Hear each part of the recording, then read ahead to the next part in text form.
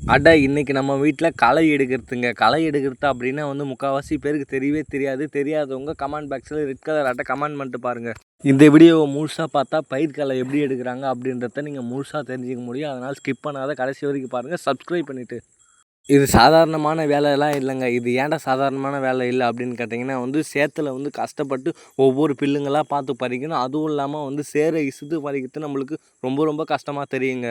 சரி அவங்க பறிக்கிறாங்களே நம்மளும் பறிப்போம் அப்படின்னு வந்து கஷ்டப்பட்டு அப்படி இப்படி பறிச்சா நம்மளுக்கு மாட்டினது வந்து கல் தாங்க. நீங்களே பாருங்களேன். இல்லை இந்த தடவை விடவே கூடாது. கண்டிப்பாக வந்து நிறைய பில்லுங்களை எடுக்கணும் அப்படின்றதுக்கோசமே கஷ்டப்பட்டு அப்படி இப்படி தொழவி எடுத்தால் வந்து நிறைய பில்லு வந்ததுங்க. இந்த மாதிரி விவசாய கண்டென்ட் நம்ம சேனலில் அடிக்கடி வருது. அதனால் வந்து சப்ஸ்கிரைப் பண்ணிவிட்டு பாருங்கள். சப்ஸ்கிரைப் பண்ணாத பார்க்குறவங்க இனிமேட்டாவது சப்ஸ்கிரைப் பண்ணிவிட்டு பாருங்கள் நண்பர்களே. களை எடுக்கிறத ஒரு வழியாக பார்த்துட்டே இருந்தால் நம்மளோட பயிர் எவ்வளோ பச்சை பசேல்னு சூப்பராக இருக்கிற போல். இது கிட்டத்தட்ட 20 நாள் ஆகுதுங்க இந்த பயிர் நட்டு.